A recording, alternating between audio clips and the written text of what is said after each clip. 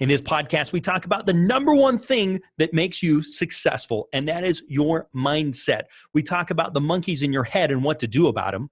We talk about the chatter in your heart and how to be true to it.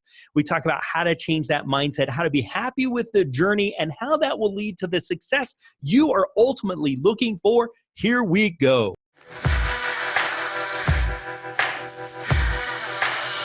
Welcome, income hackers. This is your host, Ryan G. Wright. This podcast is for individuals and families who are interested in fast-tracking their financial success.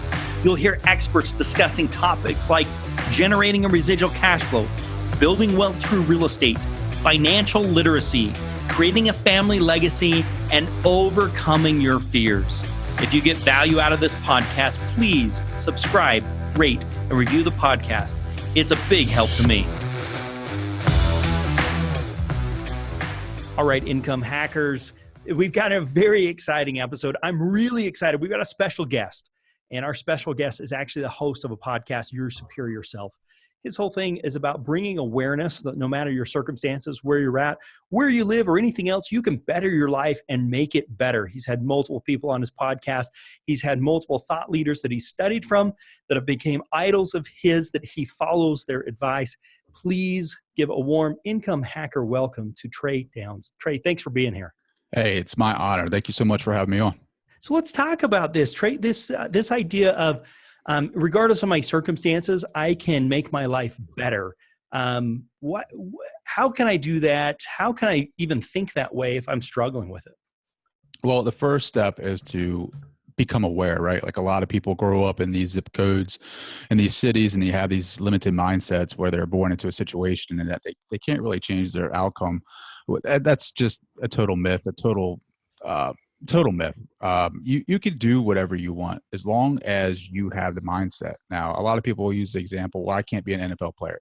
No, but I mean, you could do something with the NFL or football or something like that, right?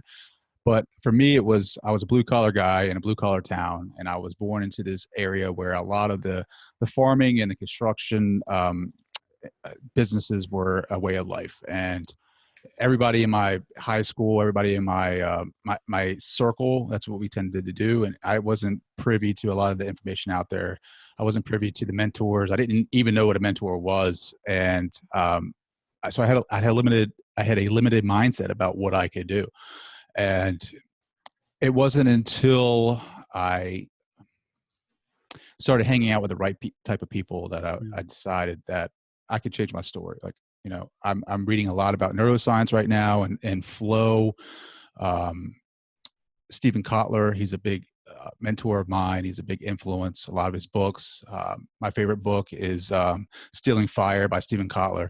And so surrounding yourself with people that think like that is a huge thing for me, because it was able to change my mindset. Like, you have the ability to rewire your brain, and there is science that backs that. And my podcast is to bring awareness to the blue collar people out there, not necessarily like give you like a blueprint on how to do that, but like bring people into your life, bring people to your awareness, like people that are doing really good stuff, and to kind of see what they're doing.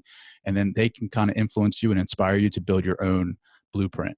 Yeah. And I love that because, there's that old saying of like, you're the sum total of the three people you hang out with the most, or whatever the case is. And I really believe that a lot of that's true, because you feed off each other, right? And sometimes you got to say, I've got to upgrade my friends. I've got to upgrade my life. But the cool thing with today, you can get influenced by people by listening to a podcast that you've never met before, or you can be seriously influenced by reading a book that changes your life. With the digital immediate era that we're in today, you can rub shoulders with people you would have never had the opportunity to rub shoulders with. I mean, you can rub shoulders with Warren Buffett today. He's got this cool little thing that my kids watch. He's got a little animated deal that he did. I can't remember the name of it, Secret Millionaires Club. Like, I watch one of those, a couple times a week with my kids, and he's rubbing off on me a little bit. You know what I mean? Because I'm deciding to spend some time with him, even though it's more digital. So in this day and age, it's so easy to be able to get those better influences. Well, any other ideas you've had around ways to do that? Well, podcasts, for sure. Like podcasts, YouTube, Audible.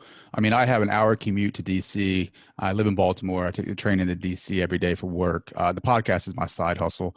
It is my passion. I'm a creative person, so it allows me to create art, right? Like everybody's like, well, what a podcast is art? Well, it is an art. I mean, you should know, right? All the work that you put into a Absolutely. podcast. I mean, I call it art by audio. I'm like, everything that I do with the podcast is me 100%. Like I'm unapologetically me. And when you hear the podcast episodes, like you'll hear my kids in the background sometime. That's me. That's who I am. Like I'm unedited. I sometimes I cuss. Sometimes it's just who I am. And so I'm unapologetic about that, because I believe if I can't put my full self into something, then it's not really true. It's not who I am. And I want people to be like, you know what? That's Trey. That's who he is. He's inspiring me, and his guests are amazing. And it helps me get a grasp about where I'm at in life and where I want to go. But going back to the question, Audible has been a big game changer for me in my life. Listening to books as I run, listening to books as I commute, on the train. I'm a big fan of that. Like there's, obviously podcasts like this one or Your Superior Self. I listen to Joe Rogan. He's a big one for me, just because I like the conversation type flow. Like that's what I'm about. Like, free flowing like this, just talking about whatever comes to mind. I don't mind going down the rabbit hole. Like I enjoy that kind of stuff. And um, being a podcaster, I can network with a lot of people and a lot of different podcasters, and I can listen to their shows and get guests recommendations and things of that nature. So I'm telling you right now, if you don't have Audible, like you need to go out and get it right now. Like that is That's the best way to read a book. And yes, technically it's still reading. Yeah, yeah, and that's an official sponsorship, by the way. But yeah, I love Audible too. So let's talk about this. How do I change my mindset? How do I get? How, I think maybe there's a few stages of this where there's like a self-awareness, like I need to change my mindset, and then there's like I know I need to. So how do I do it?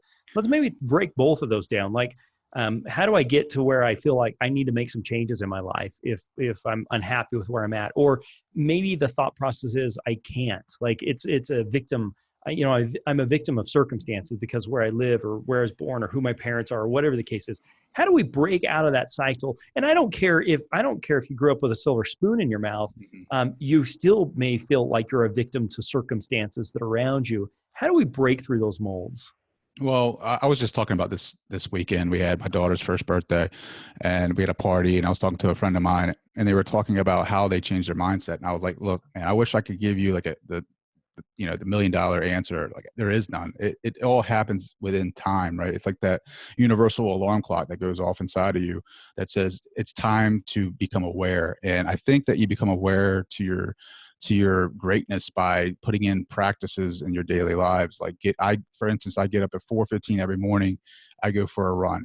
It tends to be either 4, 6, or 8 miles. And then I come home, I meditate. I'll do, again, I'm not sponsored by them. Use the meditation app and the headset. I use that to meditate. And then I'll go upstairs and take a cold shower, and that gets me ready for my I'm trying to optimize my day. And this allows me to release the chemicals in my mind, like dopamine, uh, what else is there? There's cortisol, those kinds of levels. It gets me thinking in a positive outlook. And then I journal. And a buddy of mine, Yannick Silver, just came out with the what is it? The Universal Journal, or something like that. And it's very cool because it's handwritten, and it allows me to, be comfortable writing in something and putting my whole self into it. Like there's a couple examples where he has you write left-handed, so that way you have the creative side of your mind actually answer. So if you try this at home, write a question out and write with your dominant hand, and then write with your non-dominant hand. You'll come up with 2 different answers, and then people are like, what are you talking about? Like it works. Seriously. It's like, the left side of your brain is supposedly the creative side of the brain, and you'll definitely come up with 2 different answers. It's pretty crazy. Like I'll write a question out, what is my passion, or what is my goal in life, and then I'll write my left hand, and it sometimes it's pretty powerful, and it blows my mind. Wow, that's great. What I love about what you're saying is putting the right habits in place, right? Like Mm-hmm. putting these habits that set you up for success. I don't know if you've ever read, if you read Miracle Morning before, the book Yep. Miracle Yep. Morning. Yep, Miracle Morning. I read Miracle Morning. There's another one, 5 a.m. Club by Robin Sharma. I think that's his name. Yeah. Um, that's how it started. So I did the miracle morning. I think it was an hour, and you broke it down into 10-minute steps, and you did different things. But for me, those things weren't long enough. Like the 10 minutes wasn't Sure. long enough. So I had to choose things that worked for me. Running, the runner's high, getting into that flow where you, Stephen Kotler talks about the prefrontal cortex shuts down, and that self-awareness goes away, and your brain starts firing on all not all cylinders, but certain parts of the brain start to light up. And that's where your creativity comes from. And there's actually a German psychologist, Mick Csikszentmihalyi, who discovered flow. Yeah. And he's the godfather of flow. And he talks, there's a great book called Creativity that he talks about how to get into flow states. A lot of extreme athletes are the ones that get into flow the most, because they're the ones that they play with risk a lot. So risk is a big trigger point. There's 17 triggers, and risk is number one. But it's getting into those daily habits, and that's when you start to break in that little voice in your head, and that true voice, not the voices that you hear that tell you negative stuff, like you can't do this, you can't do that, but the true voice that's inside your head. And that's when you start becoming more aware about what you're here for. The other thing I find when I'm doing a great job with those morning rituals or routines, it helps build my confidence as well. Hmm. And, you know, people say, well, you know, you've got all this confidence, you've done a great job, you've built companies, you know, done this type of stuff. Well, it's easy to get battered and beaten up with that, especially as you go through the day or things happen or there's problems, you're working through difficulties.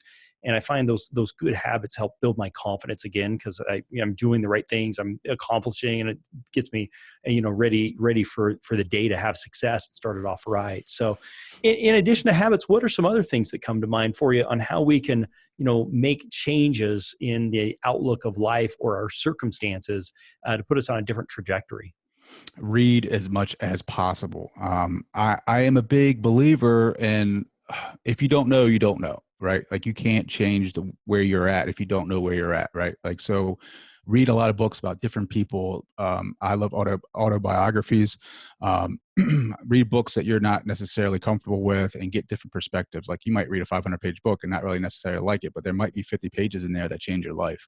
Um, I have basically turned my life around because of books and reading other people's work that have inspired me to make changes. And then out of those changes, like I might not necessarily like what they're doing, but I was able to kind of tailor it to what I wanted to do. And with the podcast, like I didn't know how to do a podcast. You know, everybody watches Pat Flynn in the beginning and YouTube and stuff like that. And they have this idea about how they want to make the podcast, and they dream about making six figures because JLD from Entrepreneurs on Fire puts his earnings and up on his website, and you see the six figures a month. And it's like, that's just a pipe dream. That's just to get you to buy into his programs. It's like, you're not going to be JOD when you start a podcast, or whenever you start anything, you're not going to be the best. Like you have to work your way up, and you have to realize that the reward isn't at the end. Like you're not going to get to the end of the road with a big pot of gold and say, this is the end, this is success, this is the reward. No, the reward is in the journey. It's learning all that different stuff, learning the things that you didn't know before, like falling down and pulling yourself back up, because the reward in that is finding out what you're truly made of, and what you kind of start out as this block of wood, right? And then throughout the journey, you chisel down and you chisel down, and you get down to your true self. And it's this strong figure that you truly are, but you don't know that yet until you actually put in the work. And I know it sounds like woohoo and everything like that. And I'm sure your listeners are kind of like, we're not used to that kind of stuff. You're used to kind of more value about how to do this, how to make more income. I'm more about being fulfilled, being your true self, being content. And I've come a long way. I mean, I used to think that I had to be a certain way on a podcast. Like I had a script out. I had to read the script. But no, it's like the truer that you are to who you are, like the happier you're going to be and the more money you're going to make, essentially, because you're going to be able to access more creativity. You're going to access more happiness. You're going to access more, you're going to network better, right? Like all those things are going to help you make more money, because like through podcasting, right? Like I've met so many different people with different opportunities in business that I can call up right now if I wanted to and make an investment in their company. Or let's say I work out a lot, right? So like I do the Instagram stuff, and I'm really into running because I listen to David Goggins. I don't know if you're familiar with him or not. No, no, I'm not. So he's an ex-Navy SEAL. His story is amazing, guys. Definitely get out there and read his book. I think it's Can't Hurt Me by David Oh, Goggins. okay. And his life story is amazing. He ran a 100-mile marathon without training for it, which is stupid. Don't do that. But I mean, that's just, he talks about callousing your mind. And that's what I'm trying to do. So I get out there and I run every morning and I tag these sponsors, like Brooks Running, Under Armour, Nike, and stuff like that. But that could be a potential moneymaker for me eventually. If they see how many days I've ran and they're like, hey, look, I'll throw some shoes in there if you just give me a shout out on Instagram. I mean, there's different ways to make money. It's just, you just have to be happy with what you're doing. Introducing the Investor's Edge real estate investing software for fix and flip pros. Target the most profitable deals in your area with ease and start capitalizing on opportunities you didn't even know existed. This simple-to-use software will make it easy to find properties for your flip and fix business, so you can focus on what you do best. Call 801-921-8751 after this podcast to get set up on a free trial. Yeah, I want to touch on that happiness. I really like your analogy of the block of wood, though. I find so many people want to get started, want to make some extra money, want to change their life, and they want to go about it intellectually, but they're not have the mindset prepared for the difficulty or struggles that it will take. And that's one of the reasons why I wanted to have you on the show is so many people are like, yeah, I watched HGTV, I want to flip a house, or I want to make an investment, or I want to get cash flow, I want to do those types of things. And the simplification that you see from watching one of those shows or the glorification of that is like, oh yeah, anybody can do it. It's super easy. But like that block of wood, it takes a lot of chiseling to get down to it to actually have the success. And you can have the success, but it takes a whole lot of work. It's not the simplicity or gamification of what you see there. The struggle that we have is we have a lot of people that are excited about it and want to get started on the journey, but don't finish it because they don't have the right mindset, or they think it's like it happens overnight, or everybody's a overnight success. So the question that I really want to get from your research and study and your mindset is, how do people continue on that journey? Or is it because they need better expectations when they start?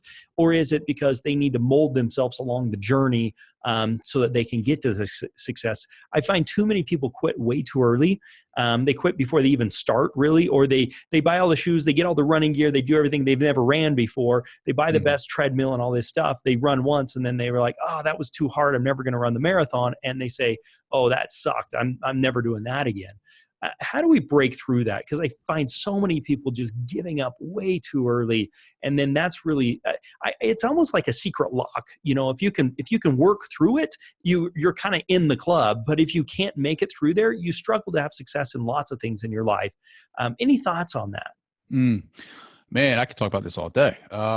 One, people compare themselves to other people, right? Like, so you might be on level 1 in a game, but you're comparing yourself to somebody who's level 21. And you see some of the social media influencers like Gary Vaynerchuk, who is, crushing right now, but you see him right now. Like, you don't see him when he's on YouTube with like 5 followers on whatever wine country or whatever he was.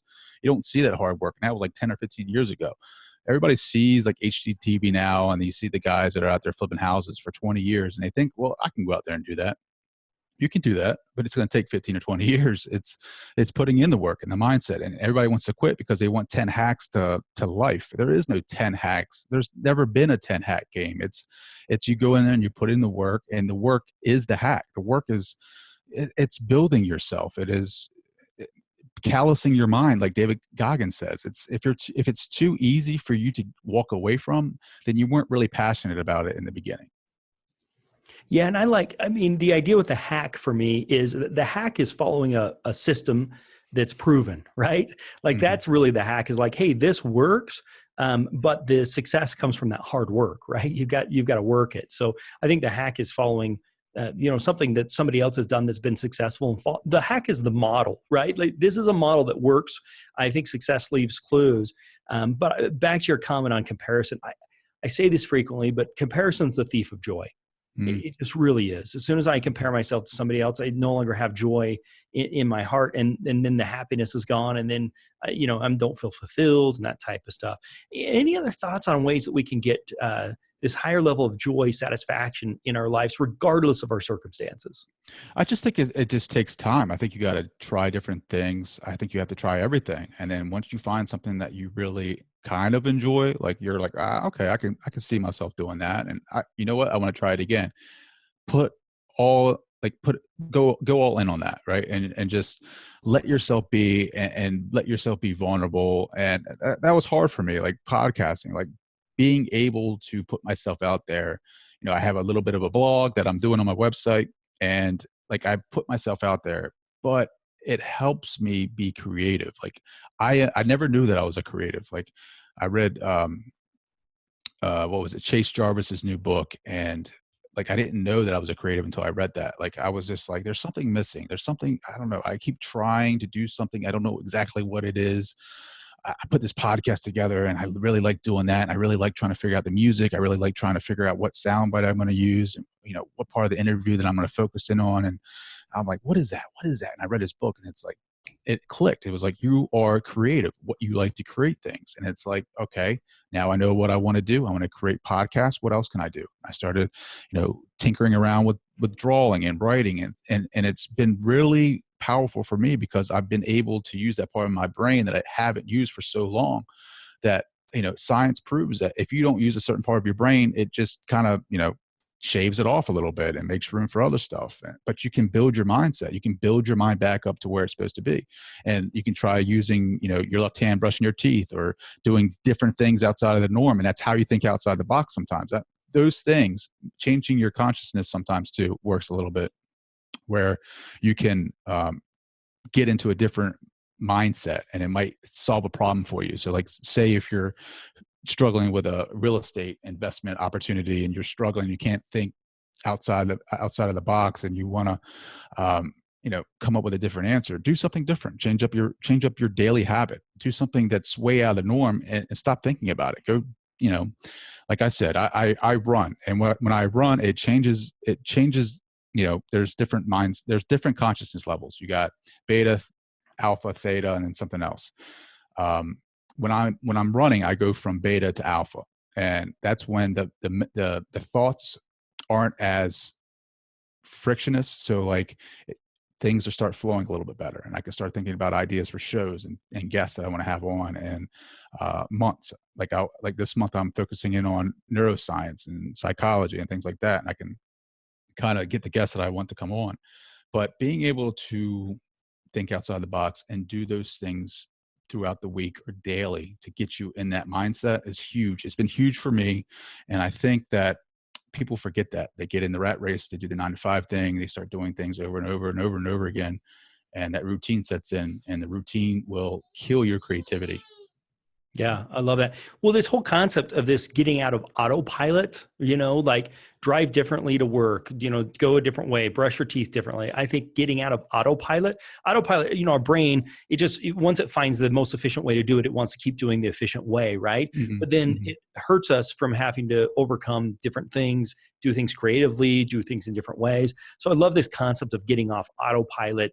The autopilot serves its purpose, and it also can hurt you as well. So you've got to have this balance of how's the most efficient way to do it, and how can I do it differently so I can start thinking differently and not just do things, the same routine over and over and over again. Yeah, even like this interview, like I'm sure this is way different than what you're used to, but this is going to like test you, right, in different areas of your interview skills. And maybe you might think of something, you might pull something out of this interview. You're like, hey, you know what?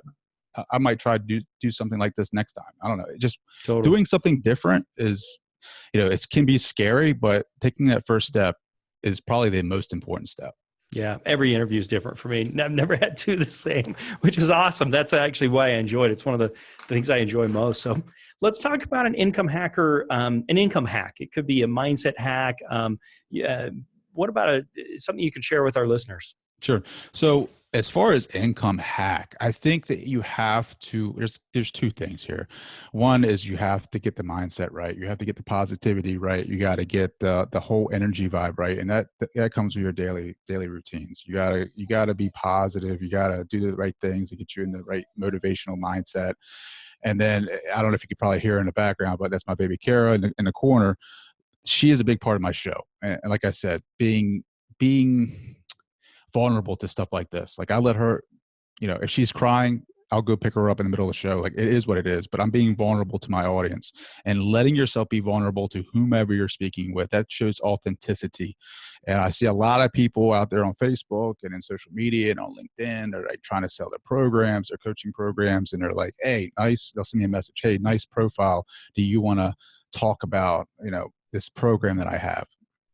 The way that I look at that is, all right, so we used to have door-to-door salesmen, vacuum cleaners, right? And people hated them. I mean, we have people that try to sell us stuff now, and we hate that, right? Like they come knock on the door and they're like, hey, we got this program. You want to buy this? No, get out of here. Same thing, same concept. It's just on social media. How do you make a sale if you're trying to sell something? Is you got to put the work in and make that connection, that relationship, build it. You know what I mean? Like people got to know that it's just like, you got to make them your friends I hate to say it like that, but you got to, plant the seed and take care of the seed, make sure the dirt's fertile. You got to water the seed. You got to water your crop before you can actually harvest it and get the rewards from its, the fruit. You know what I mean? Like you can't just generically write a message to me on Facebook or social media or whatever and say, hey, nice profile pic. Let's talk about, a program that I have. No, you got to put in the time to make that connection, learn who I am first. And then, yeah, tell them, Kara, you got to make the time, you got to make the effort, you got to put in the work to make that sale. Gotcha. I like it. What about a mistake? What about an income hacker mistake? Maybe even a mindset mistake? I think that just the whole mindset that everything, like you said earlier, like the hacks, like believing in the hacks, like you might read a book and you might save 5 years off of your journey, but there is no hack. Like you have to do the research. You have to know what to do next. Like you have to do the research. That's the biggest thing. Like people want to take shortcuts. Like I wanted to take a shortcut on podcasting and, just believe that if I just put the content out there that people were going to listen and people were going to, buy my mastermind groups or whatever. And it's not that at all. Like you have to put good content out there. You have to be consistent with that. And with the mastermind stuff, like if you're running a mastermind, or let's say you're doing a mastermind on real estate, right? Real estate investment, like don't just put a mass message out to Facebook world and say you're running a mastermind. Like do the research, find out people, the players in your town, make the connections, network, and then ask them to come in, and then price it at a point where it's truly going to be valuable. Don't overprice it. I don't know, $1,000 a head, price it where you think realize where you're at, like know your phase, and price it at a point, I don't know, $100 a head, and then show them the value. And then once they see the value that they're getting from that mastermind group and that investing club or investing group, then next time, the next 3 months or 6 months, whatever you do it, then jack the price up a little bit. And then that way you can prove, you have witnesses, you have testimonials stating that your mastermind group is the best real estate investing mastermind group in the city. So just do the work, do the research, and believe in yourself. Awesome. I love it. Trey, let's run to our wrap up. What's your favorite book? Ooh, my favorite book right now is, I have to say, let me find it real quick. It's Driven right now. It's Driven by Dr. Doug Brackman. And the reason why is because it talks about 10 to 15% of the world's population has these two alleles in their genetics, and we're considered the hunters out of the hunters and gatherers. People distinguish the hunters and gatherers from the agricultural revolution. We are most consistent with the ADHD gene. They did research back a couple of years ago where they researched the alcoholic gene and tried to figure that out, and they found these two alleles. And a lot of people have these two alleles where, the D2, D4 alleles. D2 is associated with ADHD and D4 is associated with the grass is greener on the other side. And I find myself like that. Like I jump from thing to thing because I think grass is greener on the other side. Like I'm reward deficient. Like it's hard for me to feel rewarded with a goal because of that allele. And it's proven by science. And it's helped me manage my mind. Like they talk about the monkeys in your head and the old brain in your heart, and the monkeys in your head chatter. That chatterbox goes on and on and on and saying, hey, you can't do this, you can't do this, you can do this, you can't do that. And then the feelings in the heart is the old mind saying, getting angry or getting upset or embarrassed or whatever. And it helps me control that. And it gives me meditation tips about how I can tame those and be like the center of the yin and yang, and just be okay with where I'm at. And I'll end it with this, is that there's a reference about it, a trick question. He's like, all right, so let's say there's a 100-foot pole over there and you climb that 100-foot pole, you reach the top, what's next? And my answer was like, I guess I'll find the next 100-foot pole. And he's like, trick question. There is no 100-foot pole because you put it there in your mind. Like, so I do that all the time. I create these 100-foot pole goals that don't really matter. And I don't tend to live in the present. And he talks about living in the present, how important it is for your business and your family. And that's all in this book, Driven? Yep. And who's it by again? Doug Brackman, Dr. Doug Brackman. It talks about his meditation practices, which he does. He works with the Navy SEALs, and he does this meditation routine where they do like long range sniper shooting, and they implement it with his meditation practice. So it's pretty interesting. Love it. Love it. Yeah, great stuff. What about your favorite app? Do you have a favorite app on your phone, something you use quite a bit? Audible. Yeah, and I saw that one coming. If you had all day, no obligations, money was no object, what would you do? I would go down to the coffee shop and have interesting conversations. Love it. How can people reach you? They can check me out at yoursuperiorself.com. You can check me out on Instagram at tdowns80. You can see pictures of me running every morning at 4:00 in the morning. It's dark, cold, rainy, and I'm out there just showing you guys that I'm out there doing it. Like I walk the talk. So, and then I'm on Twitter at Downes Trey. Facebook, hit me up, Trey Downes, DOWNES. I got a Your Superior Yourself page over there too. You can kind of see behind the scenes action over there. But yeah. That's how Fantastic. You guys could connect. Trey, any final thoughts for our income hackers? Yeah, I think it's going to be tough. Like I feel like trying to make alternate income is like being a creative, right? It's not easy for us, and it's mindset. And the stronger that you are mindset wise, the better you are going to be at making money. Like don't quit when, the first 6 months you're not successful and what you think is successful, but just know that it's a long game. And actually, you know what? Be happy with the journey. Like know that you're trying to better yourself. Like you're not where you want to be, but eventually you're going to be there, and just enjoy the moment. Like you might not be making the revenue that you want to be making right now. Like your P&Ls might not be right, but you know what? That's a part of life, and trying to figure it out. Like if I were to tell you, hey, guess what? 10 years from now, this is what's going to happen to you. Like there's no fun in that. Like there's no fun in me telling you what the future is. Like the best part is finding out what's to come. Awesome. Trey, thanks so much for being here. Really appreciate it. Thank you for having me. I hope your listeners find a lot of value in this. Absolutely. If you got value out of our discussion today, please subscribe, rate, and review the podcast. It's a big help to me. Also, please share with a friend. Nothing is more valuable than creating financial friends who are like-minded. You can do that by inviting them to listen to the Income Hacker podcast. Bye for now, and make it a very profitable day. Income Hacker may receive payment on the show from sponsors and guests in the form of books, giveaway items, discounts, or other remunerations. This show is for entertainment purposes only, and before making any financial moves, consult with a professional who can intimately understand your personal situation.